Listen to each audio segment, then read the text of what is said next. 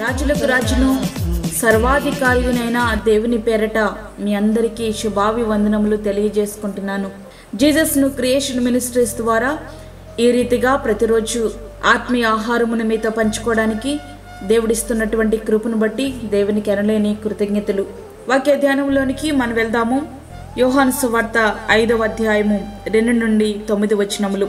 38 ఏండ్ల నుండి వ్యాధి గల ఒక మనుషుడుండెను. యేసు వాడు పడియుండుట చూచి వాడప్పటికి బహుకాలం నుండి ఆ స్థితిలో ఉన్నాడని ఎరిగి, స్వస్థపడుకోర్చున్నావా అని వారిని అడగగా, ఆ రోగి, అయ్యా, నీళ్లు కదిలింపబడినప్పుడు నన్ను కోనేటిలోనికి దించుటకు నాకు ఎవడునూ లేడు గనుక నేను వచ్చినంతలో మరియొకడు నాకంటే ముందుగా దిగనని ఆయనకు ఉత్తరమిచ్చాను. యేసు, నీవు లేచి నీ పరుపెత్తుకుని నడువమని వానితో చెప్పగా, వెంటనే వాడు స్వస్థత నొంది తన పరుపెత్తుకుని నడిచెను. ఈ కోనేటిలో నీటిని దేవదూత కదిలించే సమయంలో ఎవరైతే ముందుగా ఆ నీటిలోనికి దిగుతారో వారు ఎట్లాంటి వ్యాధితో బాధపడుతున్నప్పటికీ స్వస్థ పొందుతారు. అక్కడ ఒక వ్యక్తి బహుశా పక్షవాతమై ఉండవచ్చు. ఆ వ్యక్తి 38 సంవత్సరం నుండి ఒక అవకాశము కొరకు ఎదురు చూస్తున్నాడు. అట్లాంటి అవకాశం అతనికి రాలేదు. అయితే ప్రభు అతనిని ప్రేమించి తను అడగకపోయినా ప్రభువే అతన్ని స్వస్థపరిచిన సందర్భం ఇది. 38 సంవత్సరముల సుదీర్ఘమైనటువంటి నిరీక్షణ, ఇతడు నన్ను కోనేటిలోనికి దించుటకు ఎవరూ లేరు అని అంటున్నాడు.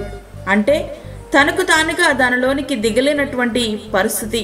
38 సంవత్సరముల సుదీర్ఘమైనటువంటి నిరీక్షణ, ఏదో ఒకరోజు తప్పగా బాగుపడతాననే నిరీక్షణ కలిగి ఉన్నాడో, లేకపోతే అక్కడికి వచ్చేవారు ఏవో పైసలు వేస్తుంటే ఇక్కడే బాగుందని ఉండిపోయాడో తెలియదు. కానీ సుమారుగా తన జీవిత కాలం అంతా ఆ మంటపంలోనే పడిగాపులు కాస్తున్నాడు. ఇక అదే అతనికి స్థిర నివాసం అయిపోయింది. ప్రియ స్నేహితుడా, ప్రియ విశ్వాసి, ఒకప్పుడు మన జీవితాలు కూడా అంతే. సుదీర్ఘ పాపము చేత బంధింపబడి విడిపించేవారు లేక మృత్యు కోరల్లో కొట్టిమిట్టాడుతున్నటువంటి పరిస్థితి. ప్రభువు మనస్థితిని చూచేవాడు. పడి ఉన్నటువంటి అతన్ని చూచిన దేవుడు మనస్థితిని కూడా ఆయన చూచాడు. ఆయన జీవము కలిగినటువంటి దేవుడు. నేను పిండమునై ఉండగా నీ కన్నులు నన్ను చూచెను. కీర్తనలు 139:16 వచనం. అరణ్యములో హాగర్ యొక్క శ్రమను చూచి ప్రత్యక్షతనిచ్చి వాగ్దానమిచ్చి బలపరిచిన దేవునికి ఆమె పెట్టిన పేరు చూచుచున్న దేవుడు. అవును, మంటపంలో సుదీర్ఘ కాలం ఆ వ్యక్తి యొక్క శ్రమను చూచాడు. నేటి దినాన్ని కూడా ఆయన మన పరిస్థితిని చూస్తున్నాడు. నిన్న నేడు నిరంతరము మార్పు లేనటువంటి మన ప్రభువు, ఆయన కృప కలిగినటువంటి దేవుడు. యేసు ప్రభు ఈ లోకంలో శరీరధారిగా జీవించినటువంటి సంవత్సరాలు 33.5. అయితే ఇతని యొక్క వ్యాధి యొక్క వయసు 38 సంవత్సరాలు. అంటే ప్రభు వయసు కంటే ఇతని వ్యాధి వయసు ఎక్కువే. అయినప్పటికీ అతడు 38 సంవత్సరం నుండి అక్కడ పడి ఉన్నట్లు అతడు చెప్పకముందే ప్రభువు ఎరిగి ఉన్నవాడు. దీనిని బట్టి ఆయన దైవత్వాన్ని మనము అర్థం చేసుకోవచ్చు. ఆయన సృష్టికర్త అయినటువంటి దేవుడు, నిన్ను నన్ను సృష్టించినవాడు, మన ప్రతి పరిస్థితిని ఆయన ఎరిగి ఉన్నటువంటి దేవుడు, కృప కలిగినటువంటి దేవుడు.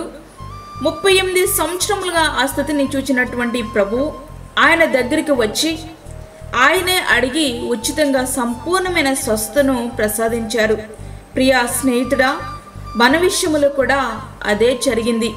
నశించిపోతున్న మనలను రక్షించడానికి ఆయనే మనలను వెతుక్కుంటూ వచ్చారు. ఆయన ప్రేమ అద్వితీయమైనటువంటి ప్రేమ.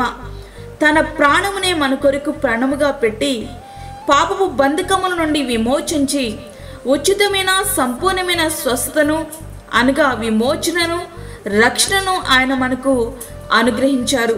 ప్రభువు ఇచ్చినటువంటి రక్షణ నీవు నిర్లక్ష్యము చేయొద్దు. ఆయన కృప ఉగ్రతగా మారితే అది ఊహలకే భయంకరం. ఆయన పాదాల చెంత మనము మోకరిద్దాం.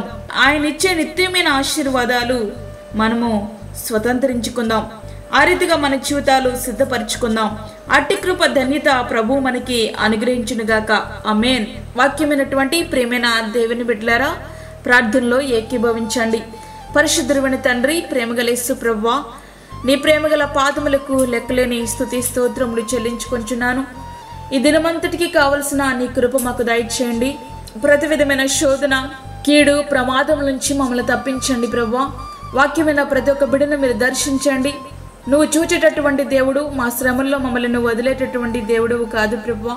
మీరు మమ్మల్ని చూచి మమ్మల్ని రక్షించడానికి, మమ్మల్ని విడుదల చేయడానికి లోకానికి వచ్చినటువంటి గొప్ప దేవుడవు నాయన, నీకు స్తోత్రములు. వాక్యమైన ప్రతి ఒక్క బిడ్డను మీరు దర్శించండి.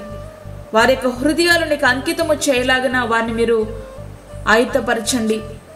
యేసయ్యా నీకు స్తోత్రములు. అదేవిధంగా బలహీనులను బలపరచండి. అనారోగ్యముతో బాధపడుచున్న బిడ్డలకు కావలసినటువంటి స్వస్థను మీరు అనుగ్రహించండి ప్రభు.